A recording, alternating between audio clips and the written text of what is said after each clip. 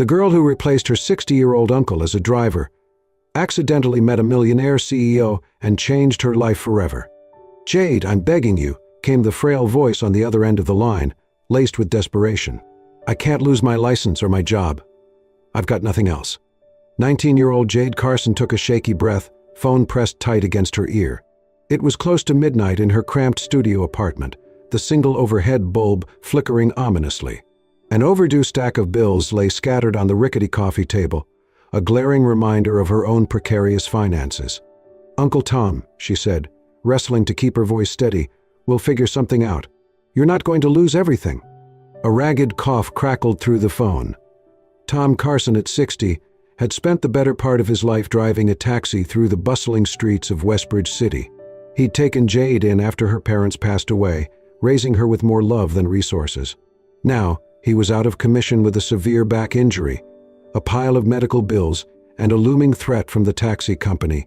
If he didn't return soon, they'd pull his medallion and give his taxi license to someone else. "It's my fault for pushing my back too far," Uncle Tom sighed painfully. "But the doctor says I can't drive for at least a few weeks. Maybe more. This city's not exactly kind to old-timers. If I lose the medallion, Jade, I'm done for." Jade clenched her free hand, nails biting into her palm. She recalled, with a surge of emotion, the nights Uncle Tom had worked double shifts so that she'd have clothes for school or a slice of birthday cake. He'd always said, "I'll take care of you, kiddo," somehow, someway. Now it was her turn to support him. "Uncle Tom," she began slowly, "maybe I can fill in for you." He let out a dry, humorless chuckle. "Honey, you're 19. And female, at that. The guys at the taxi depot won't make it easy for you." "I know," she said, swallowing her fear. "But I have a regular driver's license. If I can get a temporary hack license, or at least some form of permission, I might be able to drive your taxi while you recover. They said you have a couple weeks before they make a final decision, right?" "They did," he conceded, voice wavering. "But this is a cutthroat industry. They might say a couple weeks, but they can pull my medallion any day if someone else bribes them for it." Jade took a steadying breath, her mind already spinning through possibilities. She had no illusions about the punishing hours or the dangers of driving a cab. But compared to letting her uncle lose his one livelihood, this was the only option. "We'll make them stick to that timetable," she said firmly. "I'll call the taxi company first thing in the morning. Just hang in there." After she hung up, Jade paced the tiny apartment, her heart hammering. She couldn't shake her own anxiety about money, about her future. But she had to do this. For Uncle Tom. For the promise she'd silently made to repay him for his kindness. The next morning, Jade got up at dawn and put on her cleanest t-shirt and jeans. She caught a city bus across town to the Westbridge Taxi Company's depot, located in a dingy lot jam-packed with yellow cabs. The office was a converted trailer, battered from years of neglect. A man wearing a stained vest leaned in the doorway, puffing on a cigarette. "You lost?" he asked, flicking ash onto the gravel. "I'm looking for the manager. Name's Murphy, right?" Jade asked, nerves snapping inside her like live wires. He gave a lazy shrug and jerked his thumb toward the door. Inside, Jade found a cramped space reeking of stale coffee. A burly man with salt and pepper hair sat behind a metal desk piled with paperwork. The nameplate read, "Walter Murphy, manager." "Yeah?" he said, eyeing her warily. Jade inhaled. "I'm Jade Carson. My uncle, Tom Carson, has been driving for you for nearly 30 years. Murphy frowned. "I know Tom. Shame about his back. Heard he can't drive. That's why I'm here. I want to fill in for him until he recovers." His eyebrows shot up. "You? You're just a kid." She set her shoulders. "I'm 19 and legally allowed to drive. I know I need a hack license, but the city ordinance allows a temporary taxi driving permit under extenuating circumstances." I looked it up. She offered a printed form from the municipal website. Murphy scanned it, unimpressed. "I'm not sure how many female drivers you've seen around here, kid, but it's not exactly a friendly environment." "I don't care," Jade said, hearing the trembling edge in her voice. "Uncle Tom can't lose his medallion. I'll pass whatever test or training you have." He leaned back, rolling a toothpick between his teeth. "He has about 2 weeks left of guaranteed hold on that medallion. If you can get the city to issue you the license in that time, I won't stop you. But if you slip up, I'll revoke your privileges on the spot. Understood?" Relief flooded her. Understood. That night, Jade called Uncle Tom to deliver the news. He sounded both relieved and scared. "Just be careful out there, honey," he murmured. "It's a tough world behind that wheel." Little did Jade know, stepping behind the wheel of that taxi would steer her life onto an entirely different road, one that led straight into the path of a stranger capable of unraveling her struggles and reshaping her dreams. Jade spent the next several days navigating a whirlwind of paperwork, municipal regulations, and crash course taxi training. She had to pass a defensive driving test, memorize local ordinances, and demonstrate that she could handle the stress of urban traffic. It felt like she was cramming for final exams, except failure here could cost her uncle everything. Finally, just in time, she was issued a provisional hack license valid for 30 days. That same afternoon, she reported to the taxi depot with the slip in hand, ignoring the sidelong glances from a few middle-aged drivers. Most were men who looked at her with skepticism or outright curiosity. "You Tom's niece?" one of them asked. "He's a good guy. But you got any idea what you're getting into?" Jade forced a polite smile. "I'm about to find out." Murphy tossed her a set of keys to a battered yellow cab that had definitely seen better days. The driver's seat felt stiff under her. She fiddled with the meter, the radio, and the flimsy plastic partition behind her. A faint odor of stale French fries lingered, and the floor mat was riddled with cigarette burns. "Glamorous," she muttered to herself, trying to quell her nerves. Her first day on the job involved hours of slow cruising, picking up random fares, learning which neighborhoods yielded the best tips, and which ones to avoid after dark. She discovered that rush-hour traffic was maddening, that drunk passengers could be either hilarious or terrifying, and that the hum of the city never truly stopped. Despite the stress, Jade felt a strange surge of pride each time she completed a fare without incident. She was driving for a living, never mind that it was Uncle Tom's living. "This is temporary," she told herself, "just until he's back on his feet." But Uncle Tom's back pain only worsened, requiring more doctor visits and potential surgery.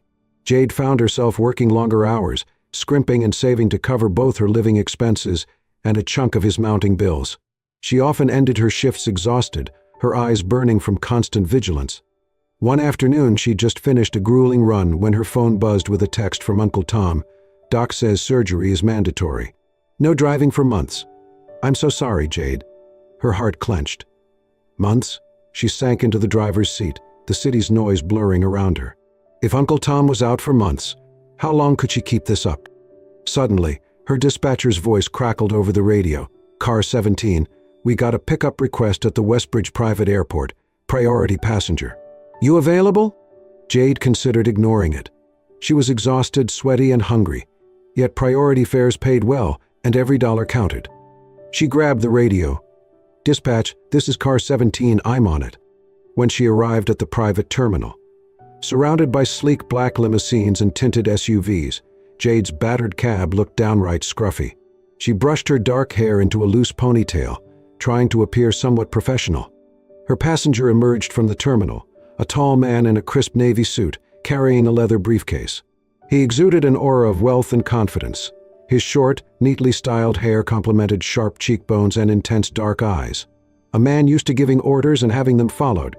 He strode up to her driver's side window. "Are you Jade Carson?" His voice was measured, as if he was already scrutinizing her. She swallowed. "That's me." "I'm Christopher Blake," he said, flipping open his phone. "My assistant booked this taxi under my name. I need to get downtown for a series of meetings." She noticed the slightest flicker of surprise on his face as he appraised her youth and the taxi's rundown condition. But he offered a curt nod, slipping into the back seat with practiced poise. Jade pulled out of the terminal, merging onto the highway leading into the city center. She threw a quick glance in the rearview mirror. Christopher had already busied himself with phone calls, speaking in calm, authoritative tones about mergers, venture capital, and board approvals. She had no clue who he was, but from the way he talked, it sounded like he was orchestrating million-dollar deals between sips of water. Finally, he ended one call and met her gaze in the mirror. "How long have you driven a taxi?" She hesitated. "Just a little while." He arched an eyebrow. "I see. You're surprisingly calm for a newbie." Jade tried not to laugh at the idea of being calm. She was anything but. "I guess I have a lot riding on this," she said softly. He didn't pry, instead returning to his phone. Traffic thickened as they neared downtown, and Jade skillfully wove between lanes, mindful of the meter ticking away. By the time they arrived at a gleaming glass tower, Christopher had ended his final call. He handed her several crisp bills through the partition, more than the meter's readout. Jade's eyes widened at the generous tip. "Thank you," she said, voice catching. Christopher gave a polite nod. "Can you wait here for about an hour? I have a follow-up meeting. If you're free, I'd like to use you for the remainder of the day." She blinked, startled. Sure, I can do that." And just like that, she spent the afternoon driving Christopher to 3 different offices and 1 upscale restaurant. He took calls, hopped out for quick visits, then returned without missing a beat.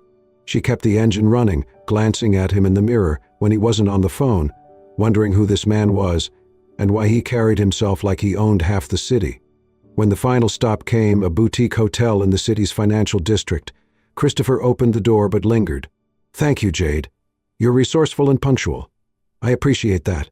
He handed her his business card. "In case you ever decide taxi driving isn't enough." Jade didn't know what to say. She tucked the card into her pocket, watching as he strode into the grand lobby. The entire day felt surreal, as though she'd gotten a glimpse of a different reality, one where money didn't strangle you at every turn. She checked the tip he'd left, enough to pay for Uncle Tom's upcoming MRI test. Relief coursed through her. Little did she know, this was only the first of many strange and fortuitous encounters with the man who would come to embody the second chance she so desperately needed. Over the next few weeks, Jade fell into a grueling routine, waking at sunrise to help Uncle Tom with errands, hitting the road by noon for taxi shifts, and driving late into the night to pick up as many fares as possible.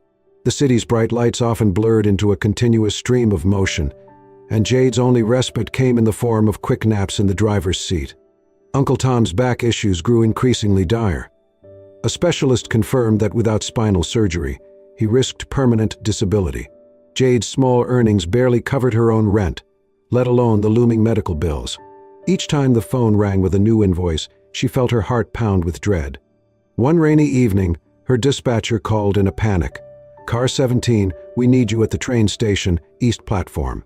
High-paying fare, last-minute request." Jade was dog-tired, but she couldn't afford to refuse. She drove through sheets of rain to the station's curb. A single passenger waited under the neon lights, a tall figure holding a sleek umbrella. She flipped on her hazards, stepped out to help with any luggage. When she recognized him through the downpour, Christopher Blake again, eyes narrowed against the driving rain. He gave a curt nod of gratitude as she opened the back door. "I didn't expect you," he said, sliding onto the leather seat.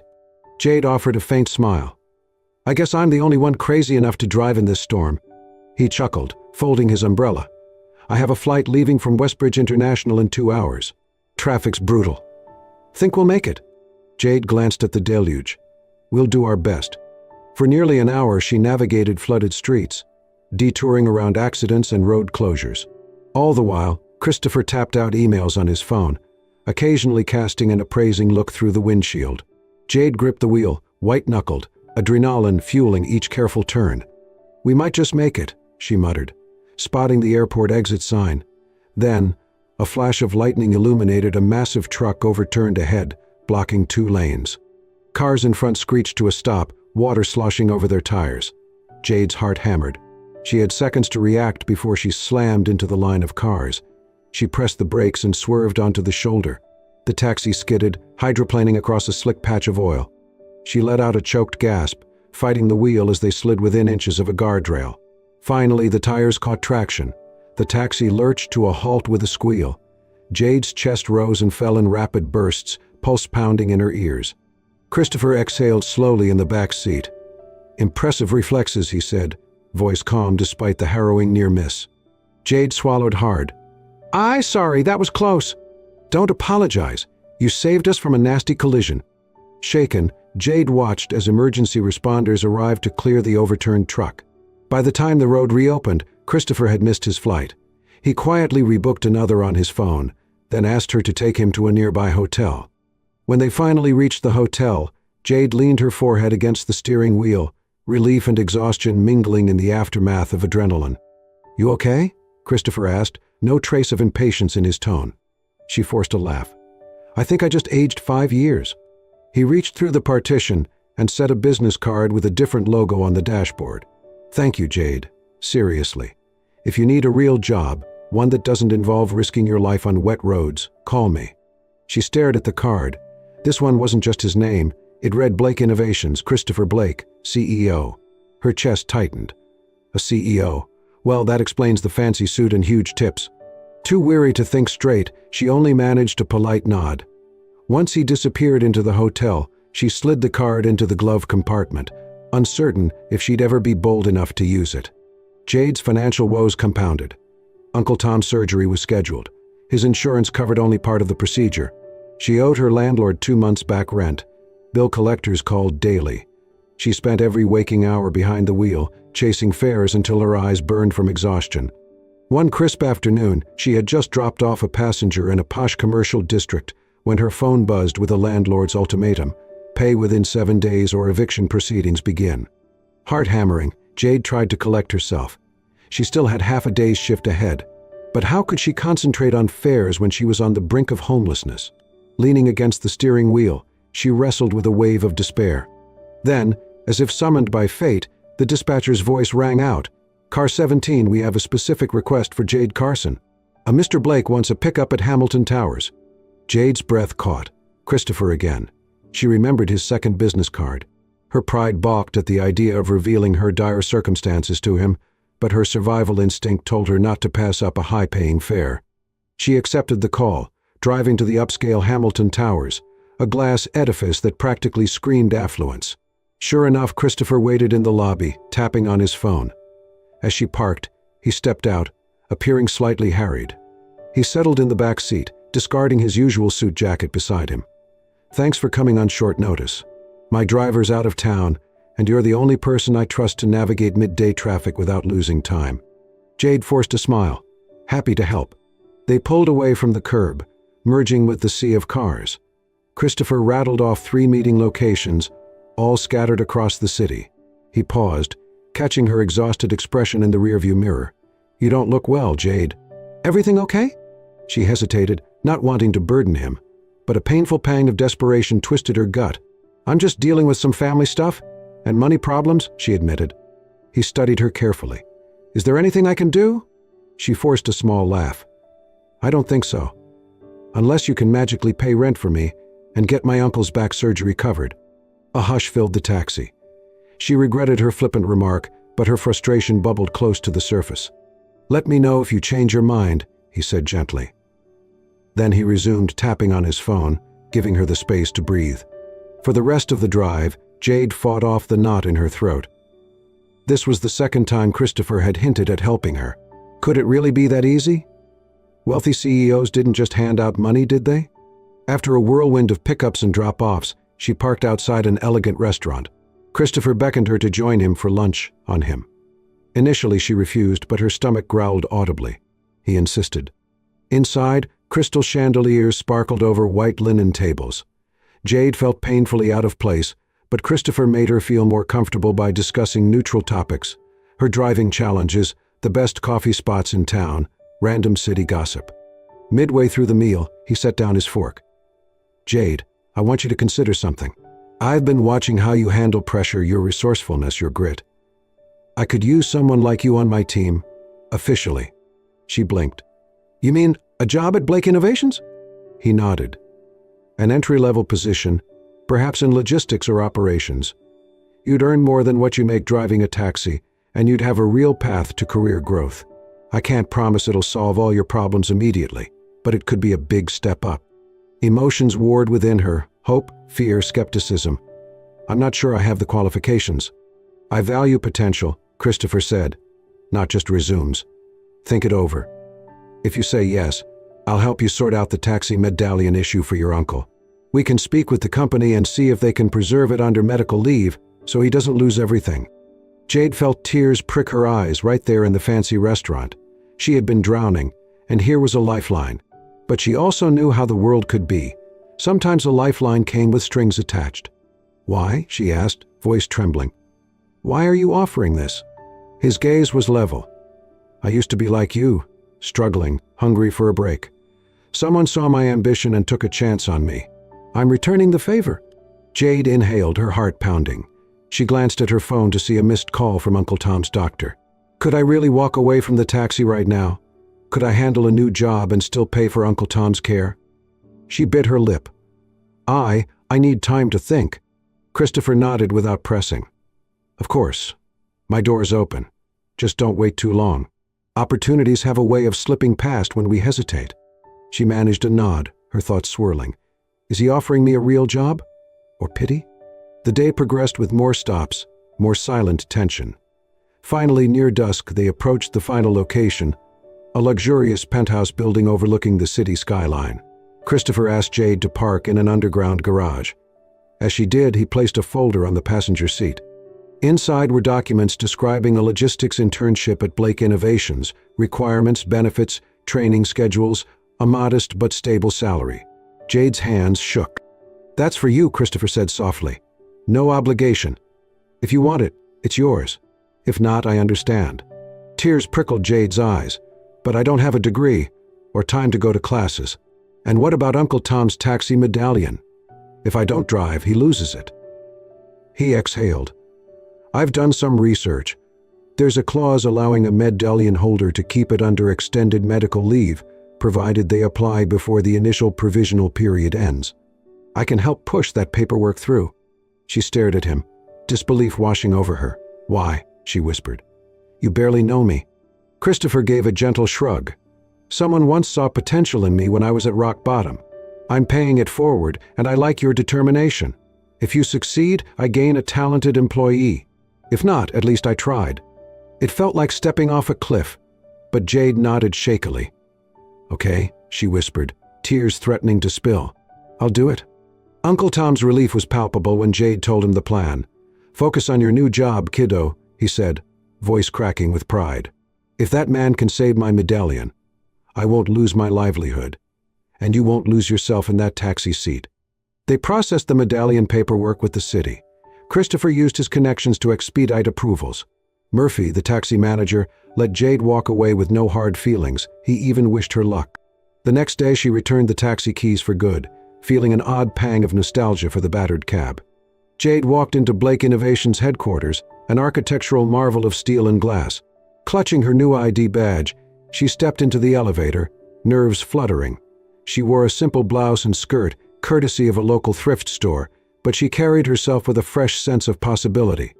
That morning, Christopher introduced her to a small team handling the logistics of internal projects. They welcomed her politely, though a few looked puzzled. Why was the CEO personally guiding this newcomer? Over the following weeks, Jade immersed herself in training sessions on project management software, corporate etiquette, and analytics. She took notes voraciously, applying the same grit she'd used on the city streets. Between tasks, she visited Uncle Tom, who was recovering post-surgery, ensuring bills were paid on time with her new salary. Christopher's support went beyond an executive interest in her progress. Occasionally, he stopped by her cubicle to chat, asking about her day, her uncle's health, her ambitions. He'd sometimes invite her to observe certain meetings, explaining the nuances of negotiations. Jade soaked it up, impressed by how calm and precise he was, even when billions of dollars were on the line. Bit by bit, their professional rapport took on a more personal warmth. They lingered over coffee breaks, talking not just about work but about favorite foods, childhood memories, the future they dreamed of. Jade found herself looking forward to these moments more than anything else in the day. One evening, after an especially stressful day of back-to-back project deadlines, Christopher offered to walk her out. A light rain fell outside the gleaming lobby, the city lights reflected in puddles on the pavement. Have dinner with me, he said, as they paused beneath a wide awning. She blinked, heat rising in her cheeks. Dinner? Like a business dinner? His eyes flickered with amusement. Not exactly. A dinner for two if you're interested. Jade felt a twist of excitement mingle with nerves. I would love that. They ended up at a cozy Italian bistro, its warm glow a stark contrast to the skyscrapers outside. Over pasta and shared laughter, they opened up. Christopher confessed how he'd once been broke, nearly losing his first startup before a mentor stepped in with funding. Jade admitted how terrified she'd been behind the taxi wheel, living paycheck to paycheck. By the time dessert arrived, something unspoken yet undeniable had shifted between them. Jade felt more alive than she had in years, maybe ever. The weeks that followed brought more late-night conversations. Sometimes they strolled through downtown after the offices emptied, talking about technology, city politics, or random childhood anecdotes. Eventually, Christopher asked her to accompany him to a charity gala. She borrowed a simple black dress from a coworker, hair pinned up, heart thudding with excitement. That night, they danced to a gentle waltz under glittering chandeliers, surrounded by the city's elite. Christopher's hand settled lightly on her waist, his gaze locked on hers. No words were spoken, yet everything was said. When the music ended, they gravitated to a quiet corner, breathless with the revelation that this was no mere office romance. In the days that followed, Jade's presence at Blake Innovations evolved. She was promoted to a junior coordinator role, tackling projects head-on. Co-workers gossiped about her closeness to the CEO, but she proved her capabilities, earning respect on her own merit. Christopher, for his part, navigated the delicate balance of personal and professional boundaries with unwavering support for her growth. Uncle Tom recovered enough to walk without a cane. The city granted him an extended medical hold on his medallion, which he could reclaim when fully able. One evening, Jade brought Christopher to Uncle Tom's modest apartment for dinner, bridging the two worlds that had shaped her. Over a humble meal of homemade stew, Uncle Tom took Christopher's hand and said, "Thank you, son, for looking out for my girl." Christopher's reply was simple. "She's changed my life as much as I've changed hers." About a year later, Jade's transformation was impossible to deny. She had blossomed into a confident professional, someone who held her own in meetings with senior executives. By then, she and Christopher were openly in a relationship, though she still remembered the days of driving that creaking yellow taxi, uncertain if she'd even have a place to sleep the next month. On a cool autumn evening, in a sun-dappled garden overlooking the Westbridge River, friends and family gathered for a small, intimate ceremony. Jade wore a flowing ivory gown with delicate lace at the sleeves. Christopher stood at the altar, a gentle smile lighting his face. Uncle Tom, upright and proud, gave Jade's arm a reassuring squeeze before handing her over. As they exchanged vows, Jade felt tears spill down her cheeks. She thought back to the day she first stepped into that taxi for Uncle Tom, how desperation had led to the greatest gift of her life. She felt Christopher's ring slide onto her finger, a promise of partnership, love, and faith in each other's potential. When they turned to face the guests, the applause was full of warmth. Uncle Tom's cheers rose above the others, tears glistening in his eyes. Jade and Christopher made their way down the aisle, hand in hand, ready to continue writing the next chapter of their lives together. A small reception followed, the gentle hum of conversation blending with soft music. Christopher proposed a toast, recalling that harrowing drive in the rain, how Jade's composure behind the wheel had sparked more than just admiration. It sparked a desire to know the courageous woman who refused to let life break her. Jade, overwhelmed by gratitude, lifted her glass and thanked everyone who had believed in them, Uncle Tom, who taught her to fight for family, the colleagues who gave her a chance to succeed, and the unexpected generosity of a CEO who saw more in her than she saw in herself. In that moment, Jade realized that the improbable journey, from terrified taxi stand into a beloved partner, from scrappy underdog to integral team member, wasn't just a twist of fate. It was a testament to resilience, an enduring reminder that sometimes the greatest detours in life lead us straight to where we belong. On a sunny afternoon, she picked Uncle Tom up from his last physical therapy session, driving Christopher's sleek company car. Ironically, Uncle Tom hobbled out on a cane, still sore but grinning ear to ear. Once he was settled in the passenger seat, Jade asked, "So, how does it feel to be free of that wheelchair?" Uncle Tom let out a contented sigh. "Feels like I've been given a second chance. Same as you, kiddo." He patted the seat's armrest, "Though I might stick to letting you drive for a while." Jade laughed, navigating away from the rehab center. The radio played softly, the city streets alive with possibility. A wave of gratitude washed over her. For Christopher, for this new path, for the fact she could finally take care of the man who had sacrificed so much for her.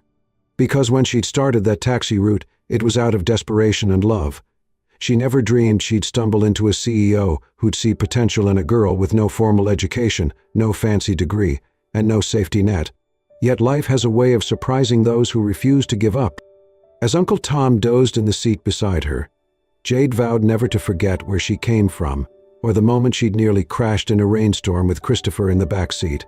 That near catastrophe had, in a strange twist, guided her onto a road of new beginnings. And that's the power of resilience and a little luck, two forces that turned a despairing taxi driver into a budding professional, forging not just a career but a bond with someone who believed in her when she needed it most. Thank you for joining us on Jade's remarkable journey, filled with hope, persistence, and a bit of serendipity. If you were inspired by this tale of grit and second chances, please consider subscribing to our Soul-Stirring Stories channel. We bring you more heartwarming accounts of perseverance and transformation, reminding us all that sometimes one twist of fate is all it takes to change a life forever. Don't miss the next story. Subscribe today.